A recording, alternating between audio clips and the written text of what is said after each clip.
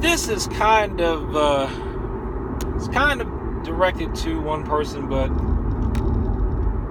in a way, it's a more general problem because it's something I've struggled with too. And that is in looking for how to find the meanings of the moves that you have in your Taekwondo forms, or how to move Taekwondo beyond just punch kick. You think that there's got to be like only one way to interpret the moves and the forms. You think that there've got to be techniques and patterns that are in Taekwondo and are not in Taekwondo. Don't get a style confused with what it's known for. Don't judge a style just by what you see in competition. You look at Taekwondo, a lot of people think that it's just kicking. But there's nowhere that says that Taekwondo is only kicking. It is known for kicking. The major weapon in Taekwondo is typically, in WTF Olympic style, is the foot. And what people think of as more traditional Taekwondo, it is the hand and the foot. It translates as foot, fist, way for a reason, because it is the use of the hands and the feet.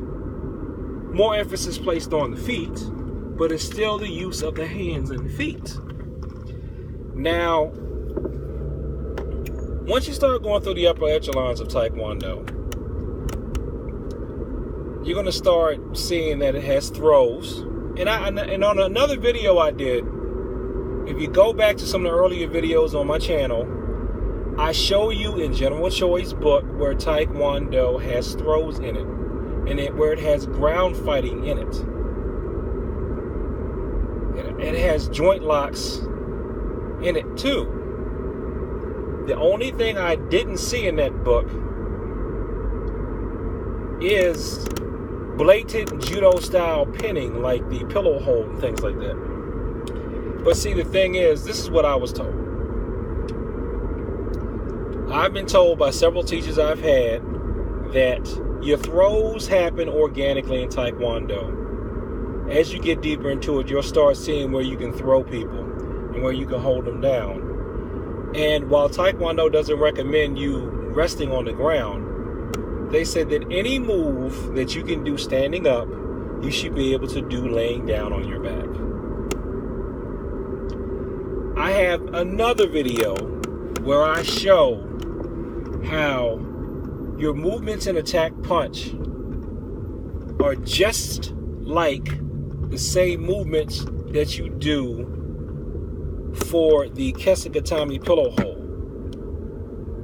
Because when I went to judo, I was thinking I'm going to get something different. That was one of the first things I saw, and I thought that it was just my imagination. It's like, it's the same stuff I'm doing. It's like the same kind of thing that I've been doing, but it's just, I'm laying down, or I'm trying to throw with it instead of hit with it. But it's still the same move. Now, you would think that would make it easier, but that actually made it harder.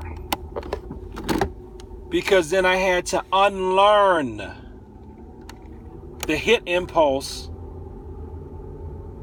replace it with a grapple impulse, and finally, bring it back together. But, in my own personal story, I also did already technically have a judo background, but I'm not going to get into that. The movements, basically, how well you understand your moves and the forms is based on how well you understand martial arts, period. So the more you cross-train and study, the more you're going to pick stuff up. In fact, I went to a George Dillman seminar, not just the Muhammad Ali camp one that I blogged about on this channel, but I've been to a few of his seminars before that, way before that. And one thing he said was, and that should have tipped me off that he was from this area, because he said something like we say in the DC area. And it's a saying that something will talk to you. Like when I was little, I asked one of the guys that was good with building things, how do you know which tool to use, and how did you learn how to use all these tools? He said, after a while, I just had to lay the tools out in front of me, and then if I sit there after a while, they start to talk to you. That's how you start figuring out how to fix things and build things. Once you learn the basics, you keep going at it. You're trying to build a table, it'll just start to talk to you. And really what they mean is, you put the information in your brain, and you meditate on the information, and after a while, your subconscious mind starts helping you problem solve how to use your tools. Now, what's a funny pun is tool. TOOLS are physical tools. TULS is one of the Korean ways of saying forms or patterns. They're called tools. So TOOLS in English is your physical tool. You need to look at your forms, your TULS. You need to look at your TULS as your TOOLS. Your tools are your tools. So if you're having problems, wondering what to do with your Taekwondo, you probably don't know your forms well enough.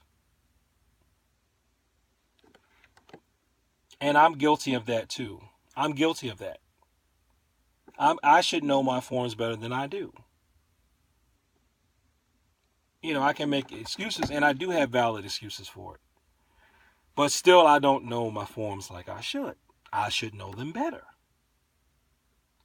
Because even the Kyusho stuff, I'm starting to really look at now. All Kyusho does is bring you back to your forms.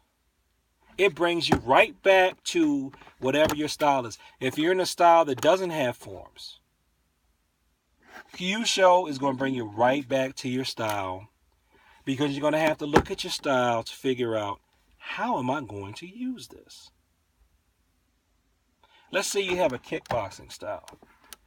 Kyusho is going to make you go back and look at, well, how can I apply from this stance? How can I apply from that stance? What combo should I use in order to implement this knockout? Should I modify one of my combinations so that I hit here instead of there to get a quicker knockout? Maybe I can knock somebody out with one blow instead of 2 or 3 like I've been practicing.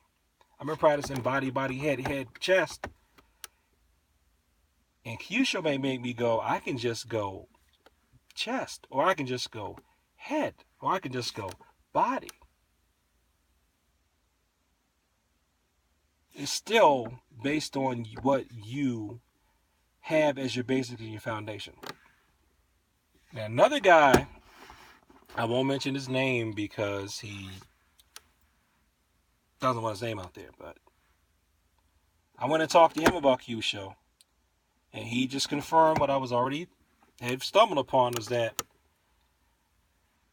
your mechanics and your forms have to be good in order for you to really be able to use your Kyusho, your pressure points, your Kupso, okay?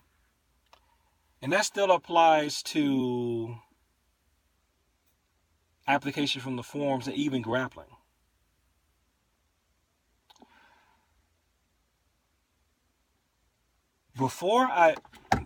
When I finally had tanked in enough hours in judo to be eligible for black belt, one of the things that really helped me get ready for the judo black belt was reviewing my Taekwondo forms. Because I needed to just get fundamental body movement down. Again, I've been so absorbed up into that I'm going to learn this art. And I guess somehow it was part of me that says, now you've got a grasp of this art. Let's put it back on top of what you've already got so you can really use this art like you need to. So, yes, I had to bury myself more in the judo because I was just doing it sporadically here and there, just dabbling, and the dabbling eventually added up to a belt in it. But I still had to come back home, get back in my forms, and when I did that, it started making my randori and everything better, finally. So basically, I just had to pour the cup. I had to add a full cup, had to pour it out, fill it up with judo, and I had to pour that out and fill it up with a mixed drink. And I got a tasty beverage out of that.